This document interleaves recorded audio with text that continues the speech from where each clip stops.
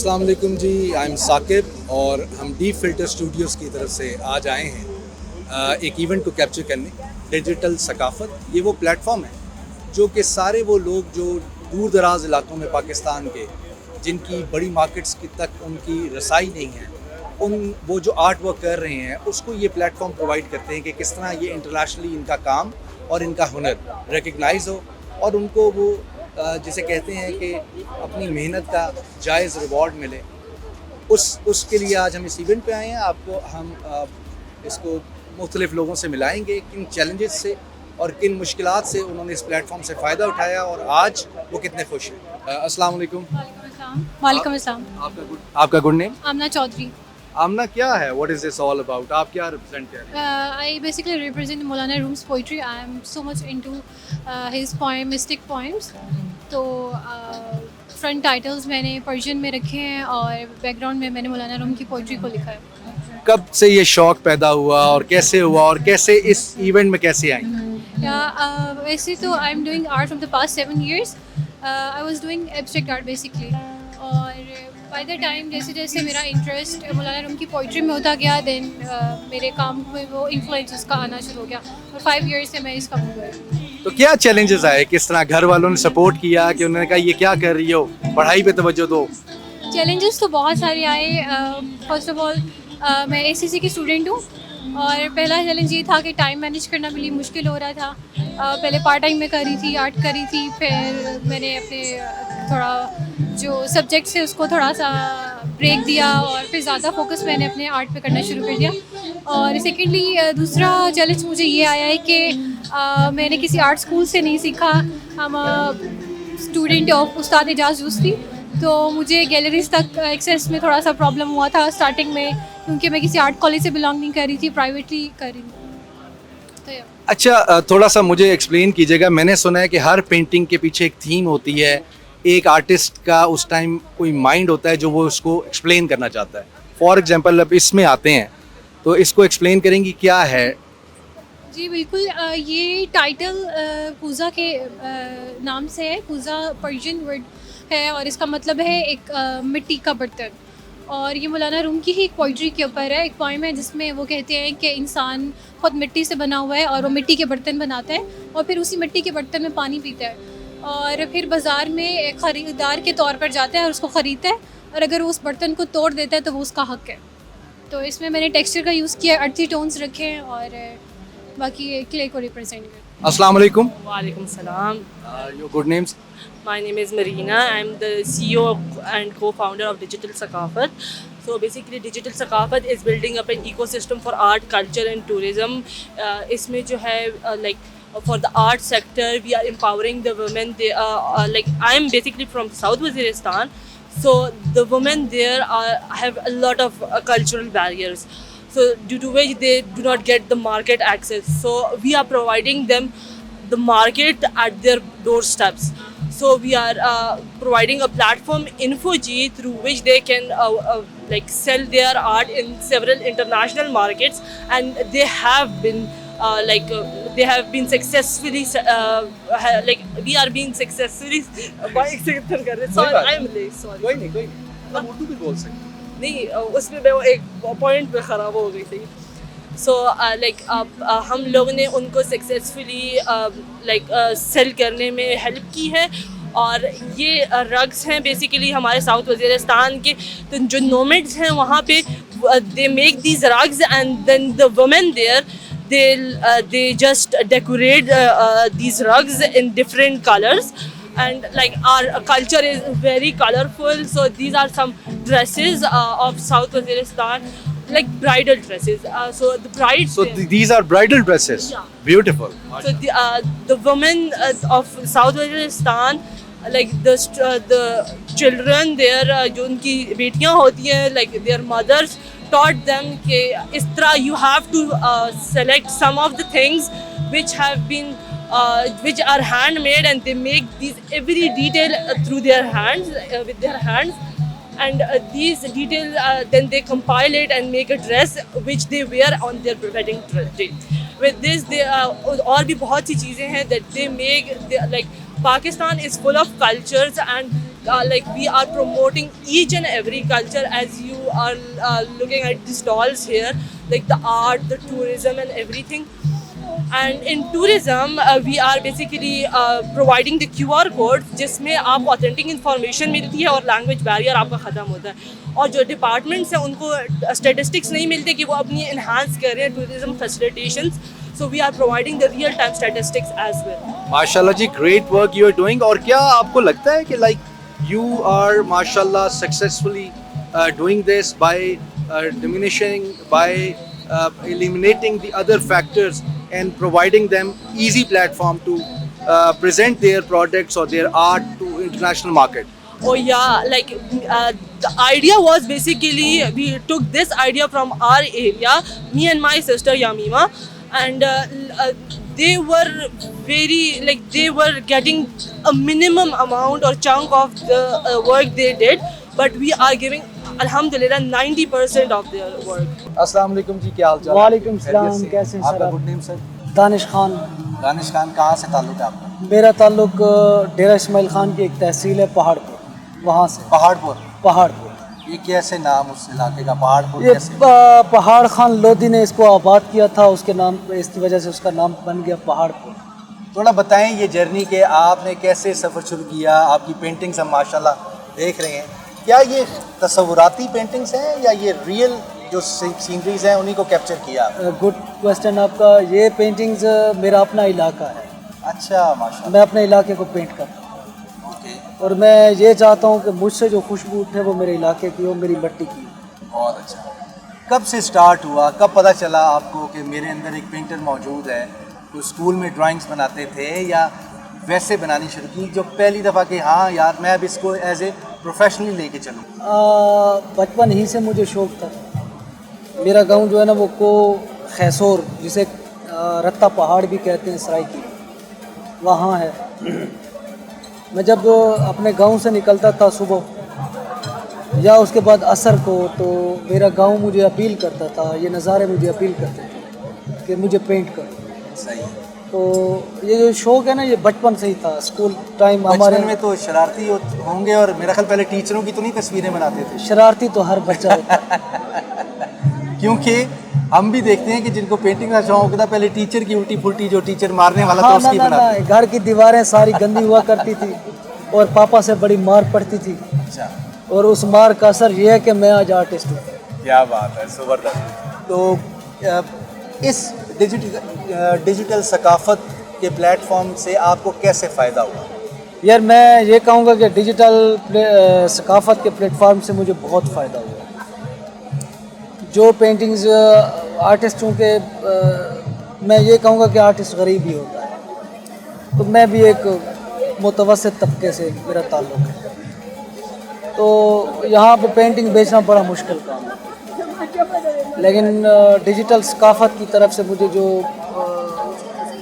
मैं कहूँगा कि खुशखबरियाँ मिली ना वो कहीं ज़्यादा थी।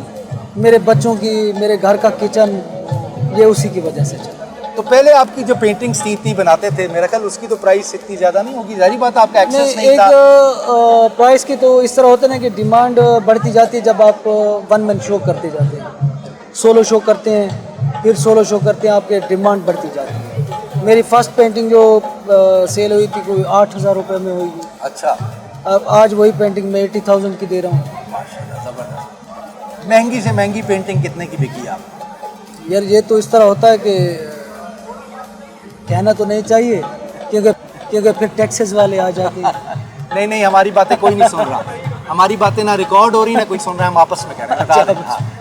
नहीं अल्हम्दुलिल्लाह ठीक ठाक, मतलब एक अच्छा से। क्या हो, एक पेंटिंग से आपके पीछे कोई नहीं FBR पड़ जाएगी।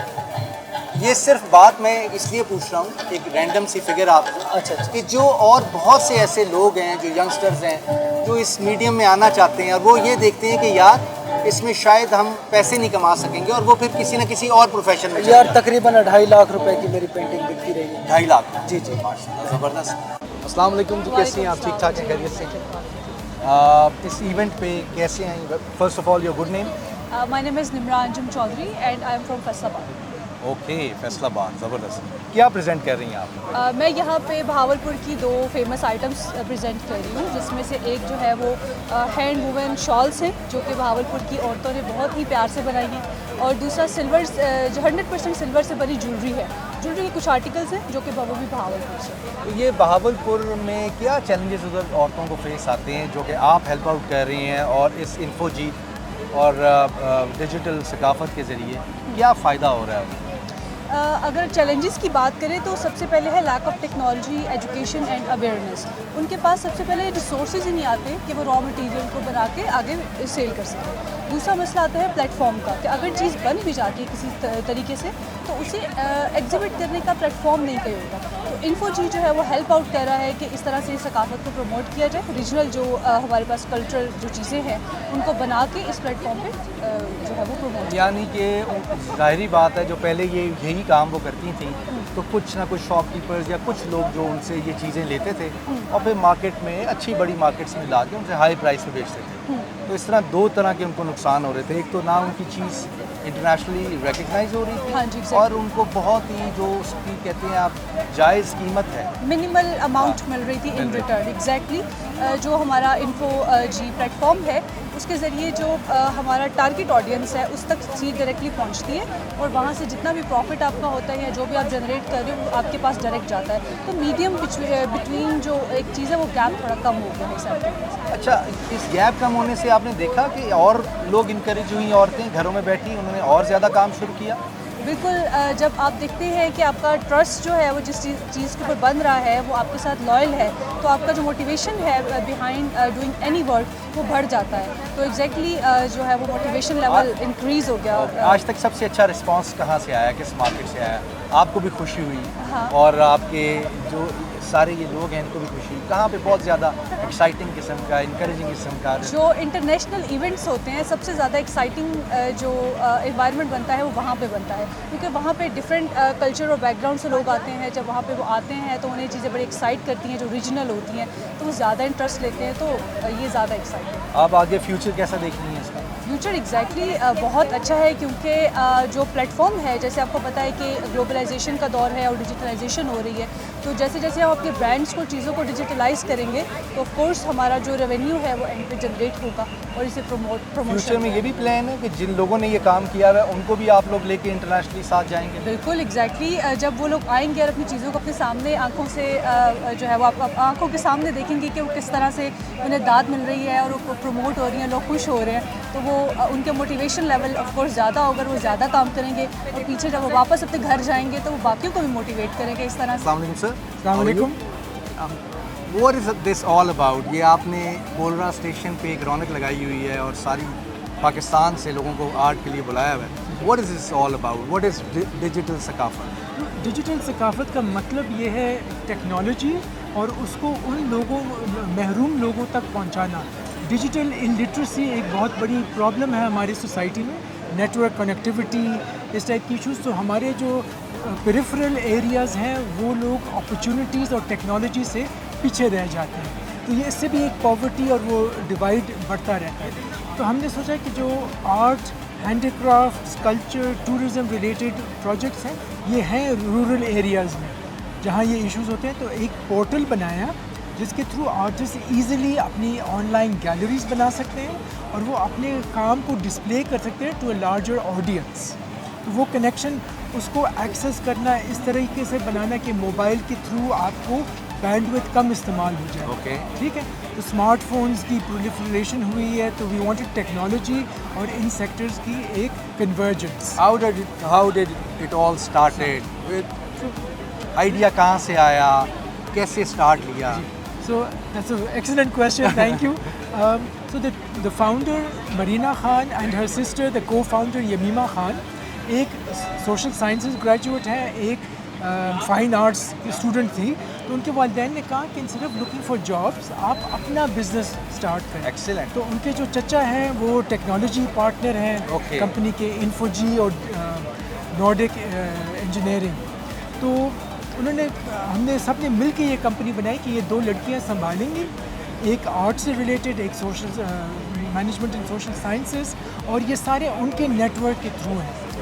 Artists from Charsada, artists from Bahawalpur, from Faisalabad, Afghan artists, Waziristan, handmade. Yes. I've met people remote areas, but they are very happy and they are very thankful to you people that you have given them the platform which they were unable to discover. We are before. not a non-for-profit. We are a for-profit company. We take a commission from the artists and their sales, Okay. right? But we cut out the middleman. Okay. So middleman used to take 50 to 60% from the artists. The galleries used to take a lot. We have a small percentage which we take, and the artists get the bulk of the funds. Danish, whose paintings you may see in the corner, he gave 20% of his funds to flood relief in 2022. Mashallah. And he is himself a flood victim. Okay. So we were so amazed by his spirit and his generosity. So that's what inspires us कि इनको chance दें, इनका दिल बहुत बड़ा है.